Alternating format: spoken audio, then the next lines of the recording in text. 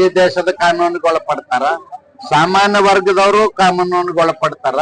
ಕಾನೂನು ಈ ದೇಶದ 140 ಕೋಟಿ ಜನರಿಗೆ ಒಂದೇ.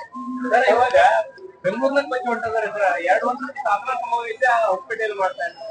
ಸಿಎಂ ಡಿಸಿಎಂ ಎಲ್ಲ ಅಲ್ಲೇ ಭಾಗಿಯಾಗಿತ್ತು. ಬೆಂಗಳೂರು ಸಿಟಿ ಹೋಗಿ ಸ್ವಿಮ್ಮಿಂಗ್ ಪೂಲ್ ಆದಂಗ ಆಗಿದೆ. ಮಳೆ ಬಂದು ಸುಮಾರು 5 ಜನ ಡೆತ್ ಆಗಿದ್ದಾರೆ. ಇಂಥ ಸಂದರ್ಭದಲ್ಲಿ ಸಾಧನಾ ಸಮಾವೇಶ ಅಂತ ಗ್ರೇಟರ್ ಬೆಂಗಳೂರು ಅಂತ ಹೇಳಿ ಮಾತಾಡ್ತಾರೆ. ಆಡಳಿತಕ್ಕೆ ಬರೋದಕ್ಕಿಂತಲೂ ಮುಂಚೆ ಇದೇ ಸಿದ್ದರಾಮಯ್ಯನವರು, ಇದೇ DK ಶಿವಕುಮಾರ್ ಅವರು, ಅವ್ರ ಮಂತ್ರಿ ಮಂಡಲದ ಅನೇಕ ಸದಸ್ಯರು ಏನ್ ಹೇಳಿದ್ರು, ಗ್ರೇಟರ್ ಬೆಂಗಳೂರು ಮಾಡೋದು ಅಷ್ಟೇ ಅಲ್ಲ, ಬೆಂಗಳೂರನ್ನ ಸಿಂಗಾಪುರ್ ಮಾದರಿಯಲ್ಲಿ ಅಭಿವೃದ್ಧಿ ಪಡಿಸ್ತೀವಿ ಅಂತ ಹೇಳಿದ್ರು. 2 ವರ್ಷ ಭ್ರಷ್ಟಾಚಾರದಲ್ಲಿ ಮುಳುಗಿ ಹೋಗಿದಾರ.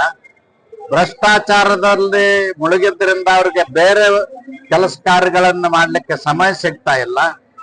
ಇದೊಂದು ಸರ್ಕಾರ 2 ವರ್ಷದ ಅವಧಿಯಲ್ಲಿ ಬಹುಶಃ ಒಂದೇ ₹1 ಅಭಿವೃದ್ಧಿ ಕೆಲಸ ಮಾಡದೇ ಇರ್ತಕ್ಕಂತ ಸರ್ಕಾರ. 75 ವರ್ಷಗಳ ಆಡಳಿತದಲ್ಲಿ ಅಭಿವೃದ್ಧಿ ಶೂನ್ಯ ಸರ್ಕಾರ ಅಂದ್ರೆ ಸಿದ್ದರಾಮಯ್ಯನವ್ರ ನೇತೃತ್ವದ ಈ 2 ವರ್ಷದ ಸರ್ಕಾರ.